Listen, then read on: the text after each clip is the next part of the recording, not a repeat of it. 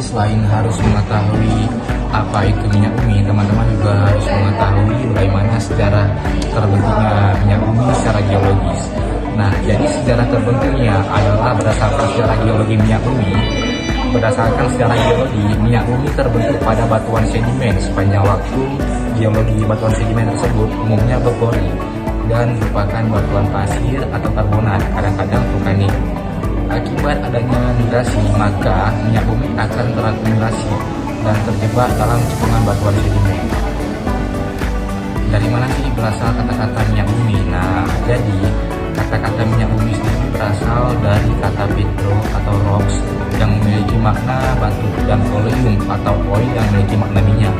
Minyak dan gas sebagian besar terdiri dari campuran molekul karbon dan hidrogen yang disebut dengan hidrokarbon.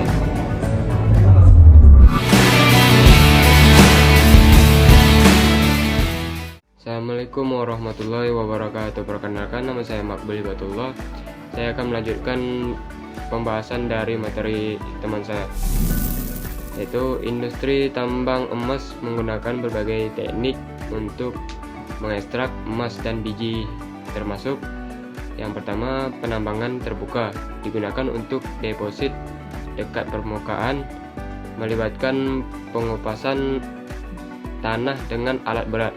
Yang kedua, penambangan bawah tanah untuk deposit dalam menggunakan terowongan dan poros. Yang ketiga, penambangan aluvial, mengambil emas dari sedimen sungai melalui penyaringan dan pencucian.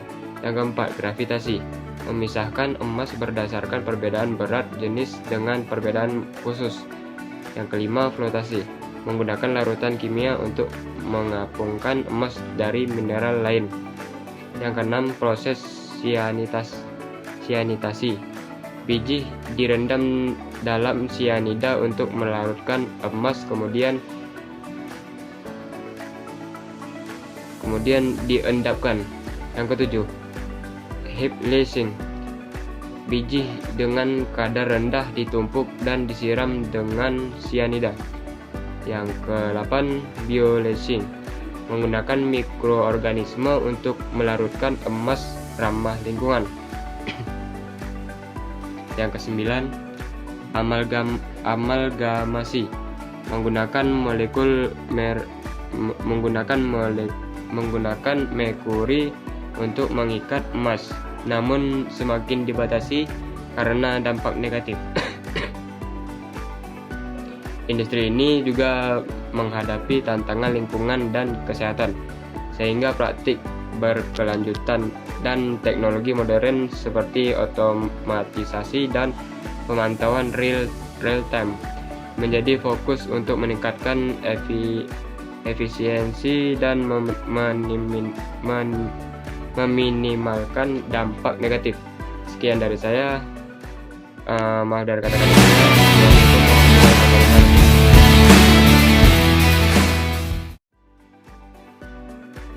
Oke, selanjutnya adalah yang ketiga, prinsip ilmiah dalam tambang minyak.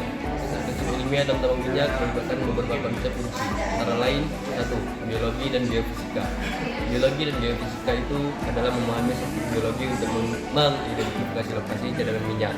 Ini termasuk analisis stratigrafi dan penggunaan teknologi seperti seismik. Yang kedua adalah teknik eksplorasi. Penggunaan metode eksplorasi seperti pengukuran eksplorasi dari pemetaan untuk menemukan reservoir minyak. Yang ketiga adalah reservoir engineering, menganalisis bagaimana minyak dan gas mengalir dalam reservoir untuk memaksimalkan produksi ini. Ini melibatkan model matematis dan simulasi. Yang keempat adalah kualitas dan komposisi, menguji kualitas minyak yang dihasilkan, termasuk viskositas dan kandungan sulfur, untuk menemukan nilai dan metode pemrosesan. Yang kelima adalah kesehatan dan keselamatan, menggunakan prinsip keselamatan dan lingkungan untuk meminimalkan risiko dalam operasi tambang. Yang keenam adalah sustainability, yaitu menerapkan teknologi dan praktik yang berkelanjutan untuk meminimalkan dampak lingkungan.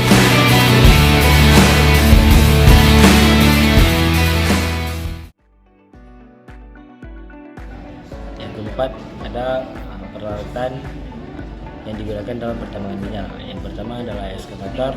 Eskavator sendiri digunakan untuk mengangkut material tambang dan juga menggali saluran air. Yang kedua ada bulldozer. Bulldozer digunakan untuk pekerjaan pemadataan, dan pemindahan material.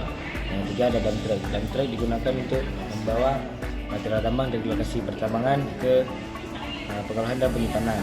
Yang keempat ada wheel loader. Wheel loader berguna untuk membawa material tambang ke dalam dump truck. Yang kelima ada drill rig.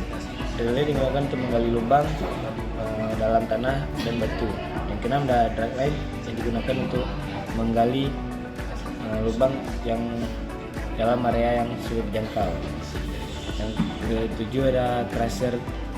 Crusher digunakan untuk menghancurkan batu-batu yang besar menjadi kerikil-kerikil kecil. Yang kedelapan ada conveyor belt yang digunakan untuk mengangkut material dari satu lokasi.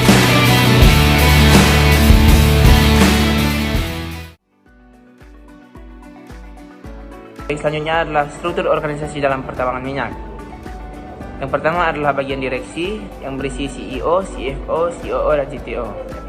Yang kedua departemen operasional yang isinya adalah manajer produksi, tim operasi lapangan, tim pemeliharaan, tim keselamatan dan kesehatan kerja. Yang ketiga departemen teknik. Departemen teknik ini berisi manajer teknik, insinyur perminyakan, insinyur geologi, dan insinyur reservoir. Yang keempat departemen keuangan. Departemen keuangan berisi manajer keuangan, akuntansi, dan perencanaan dan analisis keuangan. Yang kelima departemen sumber daya manusia atau SDM. Isinya ialah manajer SDM, rekrutmen, pelatihan dan pengembangan, serta hubungan karyawan. Yang keenam departemen HSE atau Health Safety Environment. Yang isinya ialah manajer HSE, tim keselamatan kerja, dan tim manajemen lingkungan. Yang ketujuh ialah Departemen Hukum dan Kepatuhan. Isi Departemen Hukum dan Kepatuhan ialah manajer hukum, tim kepatuhan, dan tim kontrak dan negosiasi. Yang kedelapan Departemen Pengadaan dan Logistik. Isinya ialah manajer pengadaan material, dan manajemen rantai pasukan. Yang kesembilan Departemen Pemasaran dan Penjualan. Isinya manajer pemasaran, tim penjualan, tim hubungan pelanggan. Dan yang terakhir adalah Departemen Teknologi Informasi atau IT. Yang isi Departemen Teknologi dan Informasi ialah manajer IT, dukungan teknologi dan pengembangan dan pelayanan sistem.